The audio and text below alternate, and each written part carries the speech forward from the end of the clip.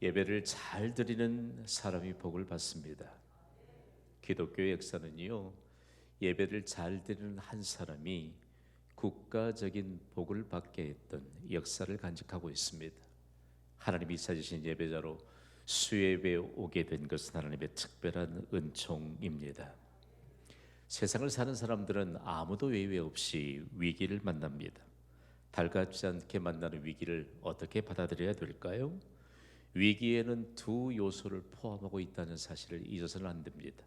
우리가 위기라고 말할 때 위험과 그리고 기회에 관한 두 요소를 포함하고 있습니다. 어떤 분들은 위기를 만나면요, 위험에 그냥 갇혀버립니다. 그러나 어떤 사람은 위기를 만나면 진정으로 하나님께서 승리의 기회를 주실 것을 믿고 기회적인 이와 같은 발돋움으로 더 한층 힘차게 인생의 나래를 펼쳐가는 사람을 보게 됩니다. 여러분, 오늘 수예배를 섬기는 예배자들은 위기 때에 어떻게 대처하고 있을까요? 인류 역사의 주관자이신 하나님은 위기에 대해 도대체 무엇이라고 말씀할까요? 성경은 우리에게 강력하게 말씀합니다. 모든 문제의 해답이신 하나님은 성경을 통해서 위기가 무엇인가를 명확하게 해석해 줍니다. 위기는 하나님의 기회입니다. 동의가 되시면 아멘 하세요. 우리에게 예기치 않는 위기가 우리 앞에 다가오면 위기는 하나님의 기회이다. 좀 더 명확하게 펼쳐가면 하나님이 역사하실 기회입니다. 그러므로 성경이 우리에게 위기 앞에서 가르쳐 주는 것은 인간의 한계를 인정하라는 사실입니다. 여러분, 위기 앞에서 우리가 뭐 할 수 있습니까? 인간의 한계를 하나님 앞에 인정하는 것밖에 없습니다. 그러나 인간의 한계를 위기 앞에서 인정하면 하나님께서요, 놀랍게도 인간의 한계 선상에서 역사하심을 경험하게 됩니다.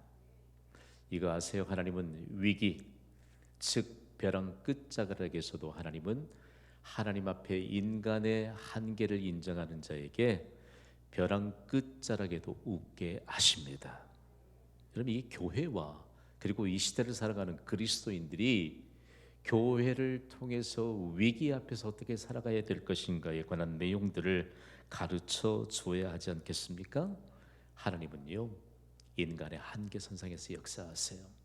성경은 우리에게 기도를 가르칩니다. 기도의 원형을 가지고 있는 유대인들은 두 손을 높이 들고 하나님께 기도합니다. 이 모습, 이 자세가 하나님 앞에서 인간의 한계를 인정하는 것입니다. 나는 아무것도 할 수 없지만 하나님, 이 한계를 인정하는 내 손 붙잡아 주셔서 전능하신 하나님의 손길로 붙잡아 주시면 전능자의 하나님의 능력이 임하게 될 줄 믿습니다. 성경 어디를 읽어봐요. 인간의 한계를 인정할 때 하나님이 역사하셨다는 사실들을 가르쳐주고 있잖아요. 예수님은 특별히 인간의 한계의 선상에서 역사하신 주님이셨던 것을 표본적으로 한 사람에게 나타납니다. 갈릴리 출신 어부잡이로 잔뼈가 굵었던 베드로, 여러분 아시죠? 성질이 불같았던 사람. 그는요, 고기잡이 역사에, 갈릴리 지역의 고기잡이 역사에 아주 독보적인 존재입니다. 베드로는 고기가 언제 잡혀야 되는 때를 잘 알고 있었던 사람입니다. 그리고 어느 정도 깊이의 그물을 내려야 고기를 많이 잡을 수 있다는 사실들도 오랜 경험으로 그가 가지고 있는 노하우를 통해서 명확하게 파악하고 있는 사람입니다. 어느 날 밤은 베드로가 동료들과 함께 더불어서 두 척의 배를 가지고 고기잡이를 떠납니다. 여러분, 정말 고기가 잘 잡히는 그 시간을 놓치지 않습니다. 그리고 적당한 깊이에다 그물을 내렸습니다. 밤이 새도록 그물을 내리고 또 올리면 고기가 만선이 돼서 그 다음날 아침에는 항구에 도착해야 됩니다. 그런데 그날은 그물을 던졌다가 올려보면 한 마리도 잡히지 않았습니다. 밤새도록 전문가인 베드로의 지휘를 따라서 그물을 내리고 또 올렸지만 잡은 것이 하나도 없었습니다. 얼마나 실망했을까요? 난생 처음이죠. 그리고 다시 해변가로 나와서 그물을 깨끗하게 씻습니다. 그러나 그물을 씻는 그 어부들의 모습은 너무 참담합니다. 실패했지요. 그때 예수님이 찾아옵니다. 그리고 베드로의 배에 앉으셔서 그 무리들을 말씀으로 가르치셨습니다. 그리고 베드로에게 말합니다. 깊은 데로 가서 그물을 내려 고기를 잡으라고 말씀합니다. 대단히 중요합니다. 우리는 성경을 읽으면서요, 어쩌면 너무 얄팍하게 하나님의 말씀을 받는지 몰라요.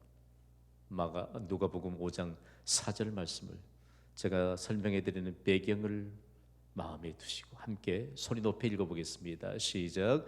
말씀을 마치시고 시몬에게 이르시되 깊은 데로 가서 그물을 내려 고기를 잡으라. 아멘. 베드로가 고기잡이 전문가입니까? 아니면 예수님이 고기잡이 전문가입니까? 입장이 좀 곤란합니까? 베드로가 전문가요, 예수님은 비전문가인 것이죠. 대단히 중요합니다. 물고기라고 하는 것은요, 갈릴리 호수에서 물고기는 깊은 데로 가면 고기가 잡히지 않습니다. 적당한 곳. 그리고 여러분, 얼마만큼 중요할까? 그리고 밤새도록 물때 고깃대를 이미 놓쳐버린 그때에 예수님이 비전문가적인 말씀을 합니다. 그런데요, 고기잡이 전문가인 베드로가 예수님으로부터 뭐 했다고 그랬지요? 말씀의 가르침을 받았습니다. 그리고 전문가가 비전문가를 향해 이렇게 말합니다. 누가복음 5장 5절입니다. 읽습니다. 시작. 말씀에 의지하여 그물을 내리리이다. 아멘. 이 말씀 마음에 새겨야 돼요. 구원받은 우리는 말씀에 의지하여 그물을 내리는 자들입니다. 좀 적용해 보면 말씀에 의지하여 기도하는 자들입니다. 말씀에 의지하여 믿음의 발걸음을 옮기는 자들입니다. 말씀에 의지해서 그물을 내렸더니 어떻게 됐지요? 물고기가 너무 많이 잡혔습니다. 너무 많이 잡혔습니다. 그물이 찢어질 만큼 잡혔습니다. 그랬더니 그쪽에 해안가에 있는 다른 동무들을 청해서 배 한 척을 다시 부릅니다. 그리고 두 배의 물고기를 가득 나누어 싣었는데 거의 잠기게 됐습니다. 여러분 생각해 봐요. 만약에요, 그 배에 그냥 욕심이 지나쳐서 몽땅 그냥 그 배에 다 싣었다고 하면 그 한 척의 배는 가라앉고 말았을 것입니다. 여러분, 우리에게 뭘 얘기할까? 여러분, 믿음은 차원이 다른 생각과 차원이 되는 행동을 펼치게 되는 동력이 되는 줄 여러분 믿습니까? 우리는 하나님의 부요함을 따라 살아야 돼요. 기도할 때 크게 기도하시기 바랍니다. 내가 기도하면, 말씀에 의지해서 기도하면 동무들이라도 함께 불러서 그 빈배도 가득 채울 만큼 하나님이 내 기도를 통해서 가득 채워주실 믿음으로 기도하시기를 바랍니다. 이 예배에 왜 우리가 함께 예배해야 합니까? 왜 수많은 교회들이 있지만 왜 믿음의 모범을 가지고 우리가 함께 예배드려야 합니까? 오늘 우리는 이 중요한 선상 앞에서요, 인간의 한계의 선상에서 역사하실 하나님에 대한 기대감으로 이 예배를 우리가 섬기고 있지 않습니까? 그 장면을 보여주시면서 예수님이 우리에게 말씀합니다. 베드로와 무리들이 실패했으니까 그날은 돈벌이가 전혀 없는 것입니다. 생계의 위험이었지만 말씀에 의지했을 때 생계의 위험이 아닌 축복의 기회가 되었습니다. 위기 예기찮게 다가옵니다. 저는요, 이런 생각을 늘 마음에 품고 기도합니다. 우리에게 어려움이 있다면 여러분 부지런히 하나님 앞에 나와 기도의 무릎을 세우시기를 바랍니다. 그러면 위험에 갇히지 않고요, 오히려 위험이 아닌 축복의 기회를 우리에게 주시는 하나님의 은혜가 비로소 임한다는 말씀입니다. 오늘 좋은 표본이죠. 요엘 선지자를 통해서 위기 앞에 선 이스라엘 백성들의 모습을 거듭 보여줍니다. 우리가 요엘 두 번째 시간인데 요엘이라고 하는 선지자의 이름의 의미를 알아야 합니다. 제가 요엘하면 여러분은 여호와가 하나님이시다 이렇게 말씀해 주세요. 요엘. 여러분, 여호와가 하나님이신 것은 당연한 거 아닙니까? 여호와, 이 하야라고 하는 아람어라고 하는 동사가요, 아람어와 히브리어는 거의 뿌리가 같습니다. 영어로 말하면 비동사입니다. 존재의 의미입니다. 영원 전부터 계신 하나님은 영원까지 계시는 줄 믿습니다. 누구를 위해 존재하시지요? 우리를 위해 존재하십니다. 대단히 중요한 문제입니다. 그런데 내가 생각할 때 여러분, 나를 위해 존재하시는 하나님은 우리 가족을 위해 존재하시는 하나님이신 줄 믿습니까? 그러니까 하나님과 더 가까이 갈 수 있는 이와 같은 일에 대해서 우리가 하나님과의 관계를 명확하게 해석할 수 있어야 합니다. 이 요엘 첫 번째 시간에 요엘 선지자에게는 별칭이 붙었는데 우리가 일평생 동안 요엘 선지자처럼 별칭을 가져야 합니다. 한번 따라 하시죠. 성전 선지자. 요엘의 마음은 늘 하나님의 성전의 마음이 있었습니다. 여러분, 우리의 마음도 늘 하나님께 드리는 예배 장소에 마음이 있게 되기를 간절히 소망합니다. 오늘 수요예배를 드리는데 내일 새벽에도 희락지구와 장로님들이 아니어도 우리의 마음은 하나님이 우리에게 약속하신 복을 주시는 예배의 장소에 있어야 해요. 예배의 장소에 있어야 돼요. 다음으로 따라하겠습니다. 예식 선지자. 요즘으로 말하면 예배를 기획하고 주관하는 이 목회자를 말합니다. 대단히 중요합니다. 우리의 예배는 나름대로 드리는 것이 아닙니다. 대단히 중요한 말씀입니다만 오늘 우리에게 있어서 요엘 선지자처럼 예배에 얼마만큼 우리가 준비할 것인가, 그리고 예배를 얼마만큼 하나님이 받으실 만큼만 중심으로 예배를 드릴 것인가 라고 하는 사실인데, 하나님이 위기를 만난 이스라엘을 향해 민족적인 해답을 주시기 위해서 한 사람을 주목하는데 그 사람이 바로 하나님의 성전의 마음을 둔 자, 그리고 하나님이 기뻐 받으시는 예배의 마음을 둔 요엘이라고 이름하는 한 사람에게 임하였다는 사실들을 우리에게 가르쳐주고 있습니다. 이미 1장에서 이스라엘 백성들에게 임한 재앙이 무엇인가, 그리고 그들에게 어떤 위기가 임박했는가를 예고하셨습니다. 오늘 본문에 보면 위기를 3단계로 요엘 선지자를 통해서 보여주시는 것을 보게 되는데요. 첫 번째 위기 1단계입니다. 여호와의 날이 이르렀다라고 하는 사실들을 1단계로 선언하게 하십니다. 오늘 보면 요엘 2장 1절 말씀을 우리 함께 읽습니다. 시작. 시온에서 나팔을 불며 나의 거룩한 산에서 경고의 소리를 질러 이 땅 주민들로 다 떨게 할지니 이는 여호와의 날이 이르게 됨이니라. 이제 임박하였으니 아멘. 여호와의 날이라고 하는 표현을 한번 주의 깊게 보셔야 합니다. 타이밍 맞춰요. 여호와의 날이라고 하는 부분을 우리가 함께 좀 봐야 되는데, 여호와의 날은 하나님이 역사의 한순간에 개입하시는 날을 말합니다. 여호와의 날은 양면적인 의미가 있는데, 먼저는 악인을 멸하시는 심판의 날이 바로 여호와의 날입니다. 또 하나는 의인을 구원하시는 구원의 날이 바로 여호와의 날입니다. 여호와의 날은 요엘 선지자를 통해서 처음으로 종말의 개념으로 사용된 신학적 용어입니다. 안타깝게도 요엘 선지자는 BC 586년에 남왕국 유다가 바벨론에 의해 멸망하는 하나님의 심판의 날을 선포하고 있습니다. 우리가 이 말씀을 묵상하게 될 때 우리에게는 여호와의 날은 하나님이 우리를 구원하시는 구원의 날이 되기를 주님의 이름으로 축복합니다.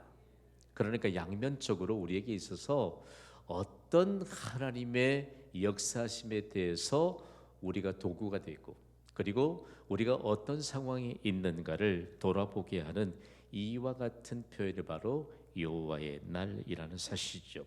위기 두 번째 단계는 뭘까요? 전무후무한 하나님의 심판이 임한다는 말씀입니다. 오늘 본문 2절을 함께 읽습니다. 시작. 곧 어둡고 캄캄한 날이요 짙은 구름이 덮인 날이라. 새벽빛이 산 꼭대기에 덮인 것과 같으니 이는 많고 강한 백성이 이르렀습니다. 이와 같은 것이 옛날에도 없었고 이후에도 대대히 없으리로다. 아멘. 이스라엘에게 있어서 이제는 심판이 예고되어 있기 때문에 이처럼 절망스러운 날, 될 것이라고 말합니다. 여기 표현을 보면요, 너무 많고 강한 군대가 쳐들어오게 될 것이다. 여러분 생각해봐요. 메뚜기떼가 온 땅을 다 덮었다고 했지 않습니까? 그보다도 훨씬 더 강력한 군대, 그리고 헤아릴 수 없는 수많은 이방의 군대가 쳐들어올 것이다 라고 예고하고 있습니다. 강한 군대의 침략, 이것을 이스라엘 백성들은 하나님과의 관계에서 어떻게 이해했느냐? 여러분, 강한 불은 끌 수 있습니까? 없습니까? 강력한 바람과 함께 동반했을 때 그 강한 불은 끌 수가 없습니다. 오직 누구만 끌 수 있지요? 하나님만 끌 수 있습니다. 요즘 이 시대에 전 세계 지구촌에요, 그야말로 산불이, 거대한 산불이 일어나면 속수무책입니다. 속수무책입니다. 그런데 하나님이 비만 뿌려주시면 그거 간단하게 해결되는 거 아닙니까? 그러면서 우리에게 주시는 메시지가 있습니다. 인간의 한계를 인정하라는 것입니다. 인간이 너무 교만하니까, 인간이 너무 발달한 이 문명 앞에서 주눅들어 살고 문명이 우상이 되어 사니까 오늘 이 시대를 향해서도 도무지 하나님의 주권도 인정하지 않고, 그리고 인간의 한계도 인정하지 않는 이 시대를 향해서 강력하게 말씀합니다. 이 말씀이 선포될 때요, 이스라엘 백성들, 실제적으로 요엘 선지자 시대에 하나님이 남왕국 유다 백성을 이제는 이스라엘로 총칭하면서 기대하고 있는 하나님의 기대치가 있었습니다. 여러분, 하나님의 이름을 부르기만 하면 살게 될 줄 믿습니다. 이 시대에도 하나님의 이름을 부르기만 하면 살 길이 열리게 될 줄 믿습니다.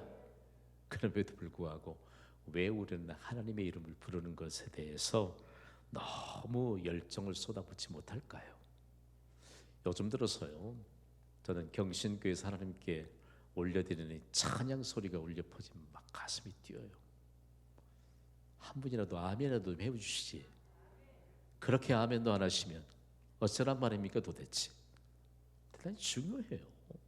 너무너무 중요한 것을 우리가 많이 놓치고 있어요. 오늘 우리가 지금 예배가 진행되는 이 시간까지 여러분 찬양을 몇 곡을 했습니까? 여러분의 모든 고민과 과제가 이미 해결된 줄 믿으시면 아멘 하시기 바랍니다. 너무너무 중요해요. 너무너무 중요해요. 어느 한 신학자는요, 현대 그리스도인과 교회에 대해서 이런 해석을 해놨더라고요. 요즘은 그리스도인들이 하나님의 영광을 선포하는 찬양을 해도 감동이 없다. 감동이 없다. 감동이 없다. 하나님이 찾으시는 예배자로 이 자리에 앉게 된 것이 하나님의 특별한 은혜임을 믿습니까? 거기에는 놀라운 하나님의 약속이 있는 것입니다. 약속이 있어. 시편 기자가 어느 날 하나님께 감동을 받습니다. 그리고 깨닫습니다. 하나님은 우리의 앉고 일어섬을 아신다. 여러분, 오늘 우리에게 있어서 하나님을 향한 믿음이 도대체 뭡니까? 이 단계의 위기의 단계에 있어서 이스라엘 백성들은 이제 하나님이 위기에 관한 두 번째 단계를 말씀하시는데, 이 위기는 아무도 막을 수가 없다. 그런데 3단계의 위기의 단계를 요엘 선지자가 선포합니다. 여러분, 오늘 본문인 요엘 2장 11절을 우리 함께 읽습니다. 시작. 여호와께서 그의 군대 앞에서 소리를 지르시고 그의 진영은 심히 크고 그의 명령을 행하는 자는 강하니 여호와의 날이 크고 심히 두렵도다. 당할 자가 누구이랴. 아멘.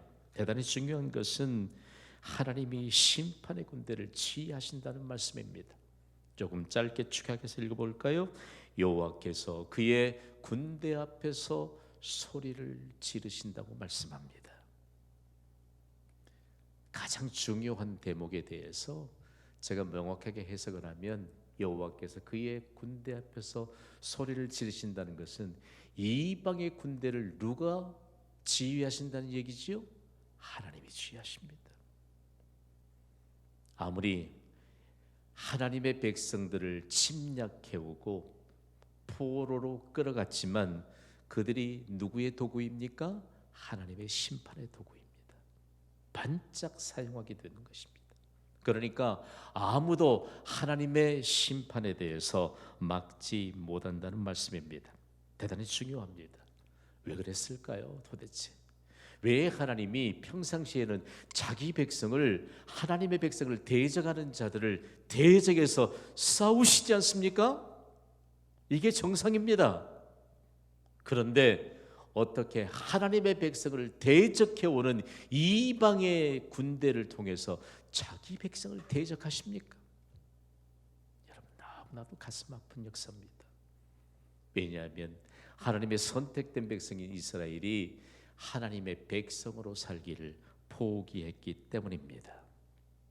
저는 한국 기독교 역사를 바라보면요, 정말 부흥의 때에, 교회가 성장하던 때, 그때는요 너무너무 중요한 하나님의 핵심적인 메시지가 한국교회 성도들의 이마에 표지가 된 것처럼 그렇게 보였대요.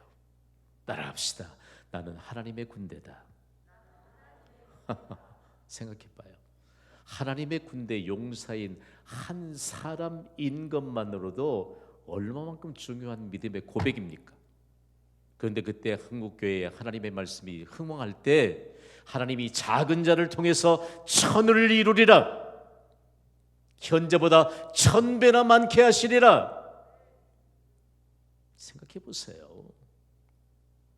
정말 이 조선 땅에 작은 초가 지붕 안에서 시작된 교회 하나가 전 국토를 강타하게 될 것을 누가 기대했습니까?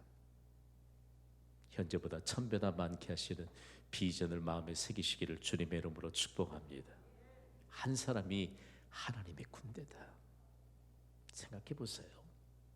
그때는요, 그룹을 이루어서 함께 교회에서 부흥 집회를 할 때 우리 교회가 아니어도 이 아무리 먼 교회에서 이처럼 부흥 집회를 해도 하나님은요 놀랍도록 그 부흥 집회에 부르시는 하나님의 역사에 대한 증거들을 보게 하셨습니다. 너무너무 중요한 내용입니다. 저는 그때 역사들을 가끔씩 읽어보면 너무너무 도전이 됩니다. 그런데 오늘날은 너무 편리한 시대 아니에요? 편리한 시대에 손만 그냥 터치만 해도 여러분의 취향대로 말씀을 선택해서 들을 수 있는 것이 예배인 것으로 오해하지 않게 되기를 주님의 이름으로 간곡히 부탁을 드립니다. 예배는 내 자신의 최상의 가치를 하나님께 드리는 것입니다.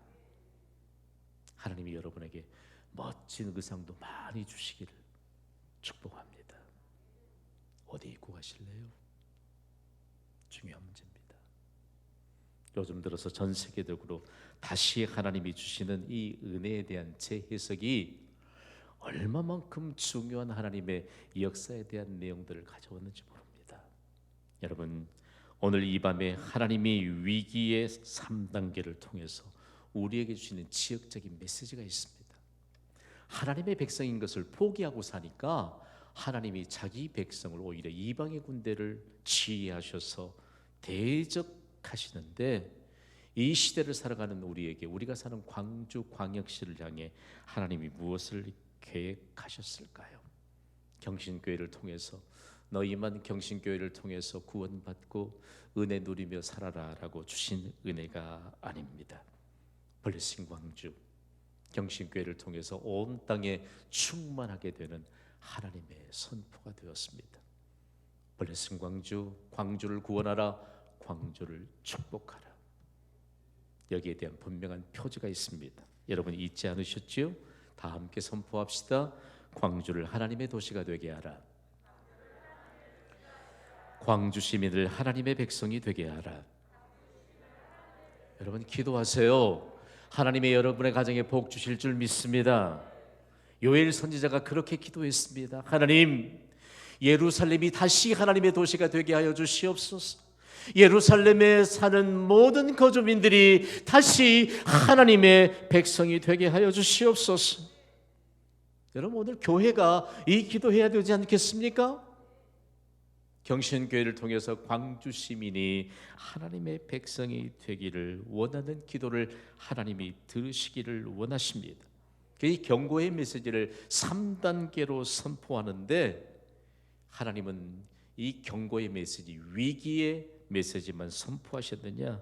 위기의 메시지를 3단계로 선포하시는 이제는 회개의 메시지를 선포하시면서 하나님의 기회를 3단계로 선포하고 있습니다. 놀랍지 않습니까? 먼저 하나님의 기회 1단계는요. 내게로 돌아오라는 것입니다. 오늘 본문 12절 말씀을 우리 함께 읽습니다. 시작. 여호와의 말씀에 너희는 이제라도 금식하고 울며 해통하고 마음을 다하여 내게로 돌아오라 하셨나니 아멘. 거기에 표시해야 될 단어가 하나 있는데 너희는 이제라도 금식하고. 저는 거듭 증거합니다만 너희가 이제라도 금식하고 이제라도. 우리가 많은 때를 많이 놓치는지 모릅니다. 저도 가슴이 아파요. 가슴이 아파요. 주일학교를 지도할 때 그 어린아이들이 기도를 배웁니다.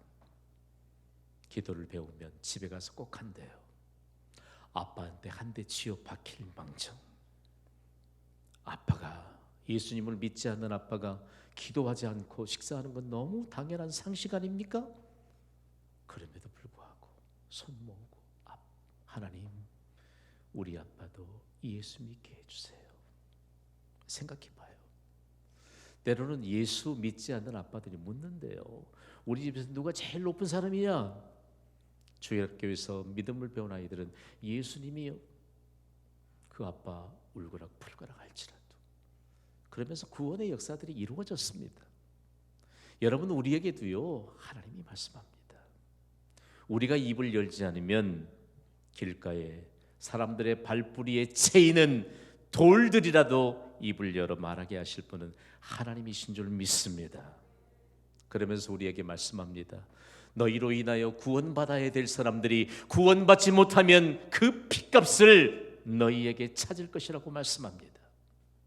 우리는 하나님의 말씀 앞에서 너무 무디어진 채 이 시대를 살아가고 있는지 모릅니다.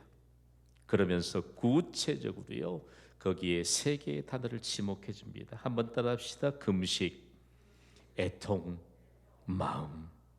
하나님을 향한 불타는 중심입니다. 사실 이 세 개의 단어를 깊이 묵상해 보았더니 어떤 건가면요, 하나님과 긴밀한 관계를 연결시켜주는 연결고리였습니다. 여러분, 금식하고 하나님께 기도하면 해결됩니다. 애통하며 기도하면 해결됩니다. 우리의 마음을 다해 하나님께 나아가면 해결될 줄 믿습니다. 하나님의 기회 2단계를 보면요, 너무너무 마음에 다가와요. 온전한 회개를 하라는 말씀입니다.